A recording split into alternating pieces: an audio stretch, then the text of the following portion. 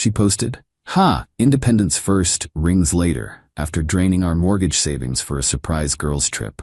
I didn't yell. I moved the joint funds to escrow, canceled vendor holds, and left an itemized printout. When she read the last line, she stopped breathing. I, 29 male, am sitting in what was supposed to be our future home's empty living room, surrounded by boxes we'll never unpack here.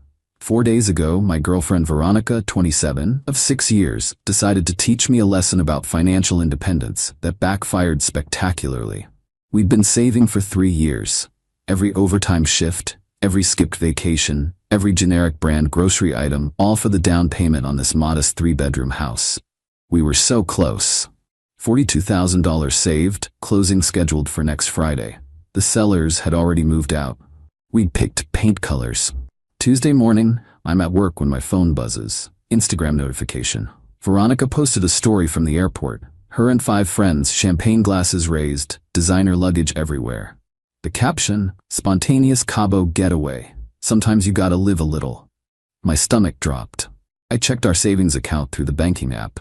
247 remaining. She'd withdrawn $40,753 the day before. While I was asleep after a 12-hour shift, my hands were shaking as I opened her next story post, a screenshot of her friend Melody's comment. "Girl, you're brave. What did Derek say?" Veronica's reply, posted publicly. "Ha, independence first, rings later. He needs to understand I'm not some housewife in training. My money too." I didn't call, didn't text, didn't scream into the void. I very calmly told my supervisor I had a family emergency and left. First stop, the bank. The account was joint, my first mistake. So the withdrawal was legal. The teller, sensing my distress, printed out the transaction history. Veronica had transferred the money to her personal account, then made multiple purchases. Flights for 6 people, $4,200, resort booking, $8,500, and a shopping spree that included a $3,000 handbag from Nordstrom. Second stop, our mortgage broker, Janet. She went pale when I explained. We had 72 hours before we'd lose our rate lock. The sellers were already under contract for their new place. Without the down payment, everything would collapse. "Derek, I'm so sorry," Janet said. "If you can't replace the funds." I knew. We'd lose the house, the $2,000 earnest money deposit, and probably face legal action from the sellers. Third stop, our apartment. I grabbed my laptop and started working. I moved fast, created a new individual savings account, and transferred the remaining to $147. Then I went through 3 years of bank statements. Documented every single deposit. I'd contributed $31,420 to our joint savings.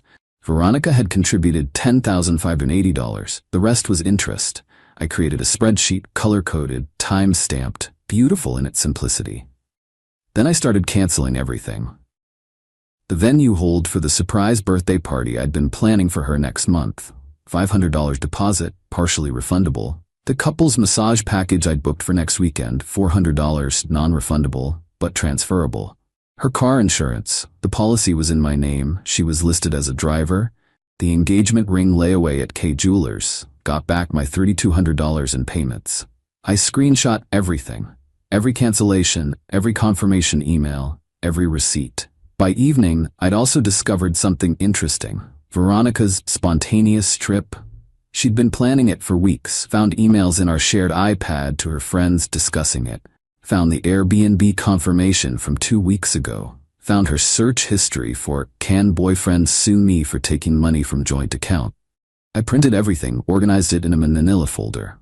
Then I typed up a single-page summary. Financial reconciliation, Derek and Veronica original joint savings balance, $42,000.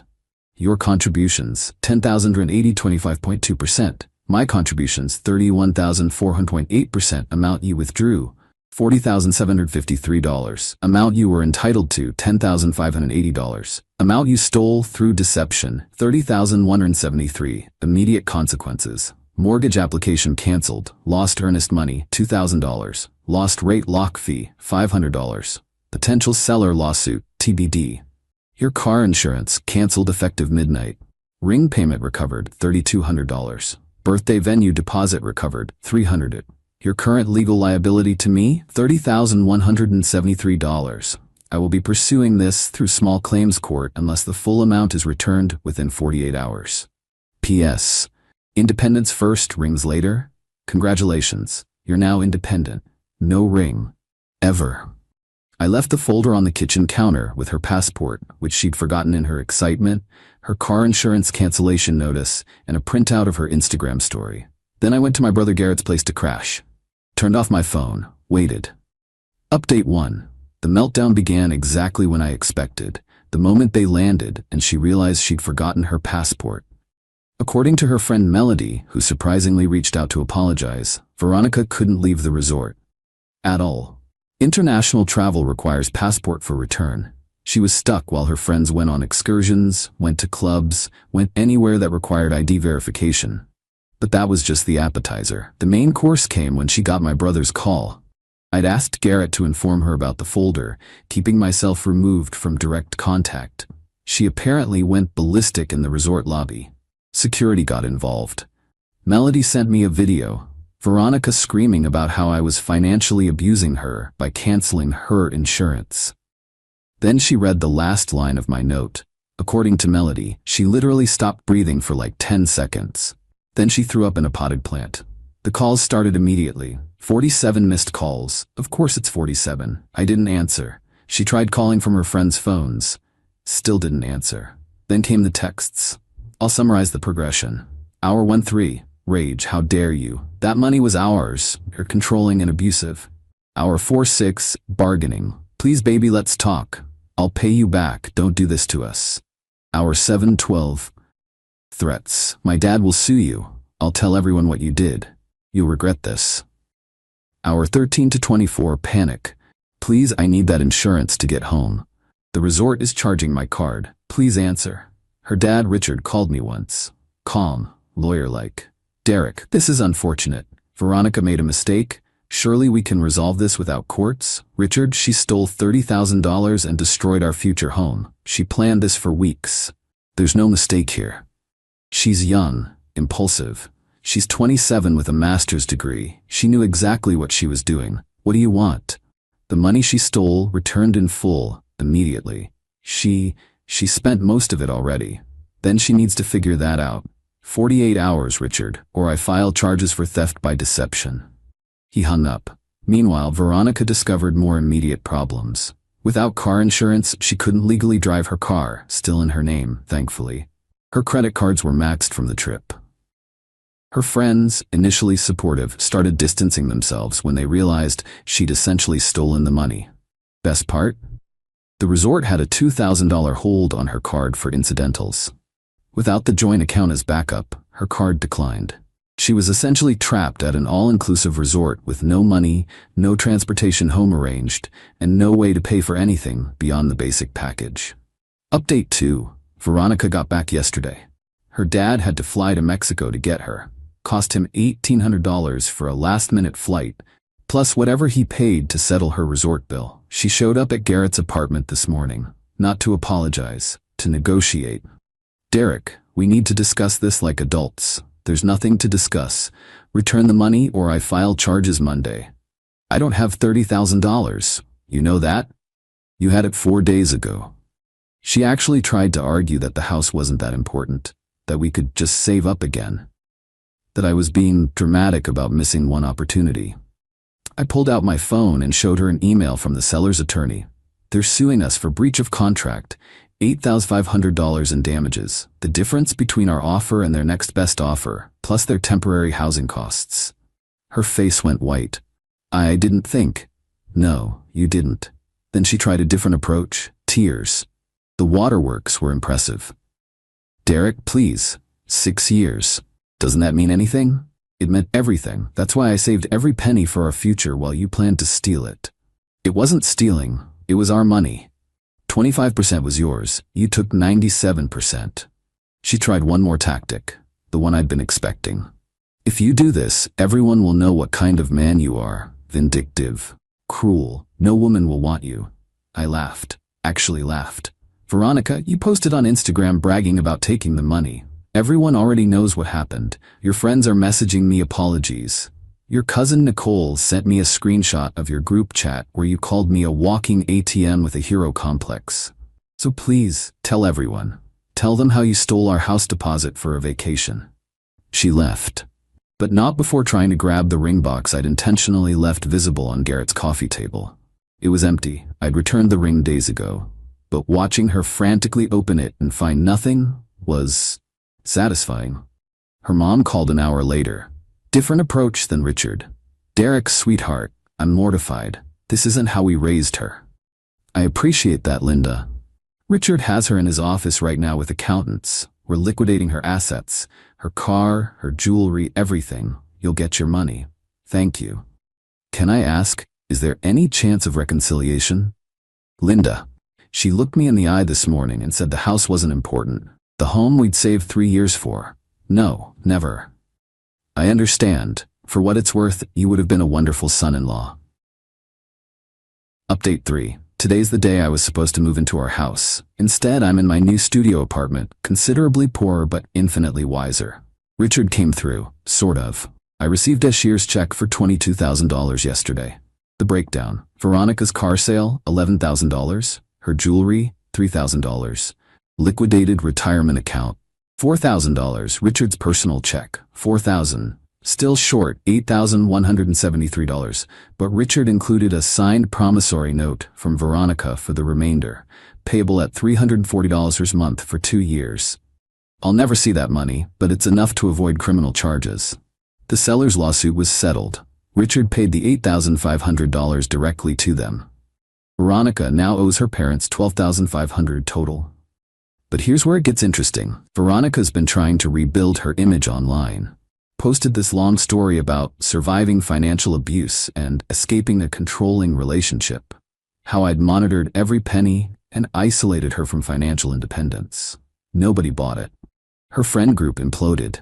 Turns out she'd borrowed money from several of them over the years. Small amounts, $50 here, $200 there, always with promises to pay back. Never did. When Melody revealed this in their group chat, along with screenshots of Veronica bragging about the Cabo trip being worth losing that boring house, the exodus began. She lost her job, not officially for the theft, but for missing 4 extra days of work. Stuck in Mexico, then mental health days. The marketing firm she worked for has a strict attendance policy. She'd already been on thin ice for calling out sick. Instagram proved otherwise multiple times. Her parents gave her 30 days to find her own place. Richard's exact words, according to Linda, "You wanted independence. Here it is." She's now working at a call center, living in a shared room she found on Craigslist, driving a 2003 Honda Civic her dad grudgingly bought for $2,000, and posting motivational quotes about Phoenix rising from ashes and strong women intimidate weak men. Meanwhile, I took the $22,000, added my recovered ring payment and birthday party deposit, and put it all into a new savings account. Just mine. Already back up to $26,000. Found a better job with a 20% pay raise. Turns out my old company had been underpaying me for years. Should be able to buy a house on my own in about 18 months. Final update. Wasn't going to update again, but this deserves documentation. Veronica sent me a letter. An actual physical letter. 4 pages, handwritten. Not an apology, that would require self-awareness. Instead, it was a manifesto about how I'd ruined her life over one mistake, and how she's now struggling while you live comfortably. The delusion was breathtaking. She actually wrote, "I hope you're happy knowing you destroyed someone who loved you over money." I didn't respond, but I did forward it to Richard with a note. "You might want to consider therapy for her." His response? "Already in progress. Court ordered." She bounced a check for her car insurance. That's right, she bounced a check for the state minimum insurance on her $2,000 car. After everything. But here's the real kicker. Remember that couple's massage package I'd booked? The transferable one? I gave it to Garrett and his girlfriend as a thank you for letting me crash. They went last weekend. Guess who was working at the spa as a receptionist? Veronica.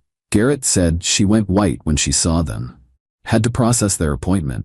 Had to smile and wish them a relaxing experience. Had to watch them enjoy what was supposed to be our romantic weekend. He said she looked exhausted. Defeated. Apparently, the call center job lasted exactly 3 days before she quit was fired. Stories vary. The spa pays minimum wage plus tips. She's working 6 days a week to make rent on her shared room. Her Instagram's gone private. Her friend group's moved on. Her parents check in but maintain boundaries. She's exactly where she demanded to be, independent. As for me, I close on a small condo next month. Nothing fancy, but it's mine, solo. The mortgage payment's less than I was paying in rent. My credit score's excellent. My savings are growing. My brother and I have gotten closer. I've started dating casually. Nothing serious yet, but I'm not rushing. I still think about that morning sometimes. Seeing our savings decimated. Reading her bratty post about independence first, rings later. The panic, the rage, the hurt. But mostly now, I feel grateful. Grateful she showed me who she really was before we were married, before we had kids, before our finances were truly entangled. She wanted independence from the boring life we'd planned. The house with the little yard. The eventual wedding. The kids we'd talked about. The annual camping trips we'd mapped out. She got exactly what she asked for, independence from all of it, forever. And that printout I left her, with the itemized breakdown, Garrett told me she still has it. Saw it folded up in her wallet when she was processing his payment at the spa, like she carries it as a reminder. Good. P.S. The house we were going to buy? Drove by it last week. New family moved in, 2 kids playing in the yard. Mom planting flowers in the garden bed we'd planned, Dad mowing the lawn. They looked happy. It stung for a moment, then I realized that could have been us, but she'd have eventually destroyed that too. Better to know now. Better to be free.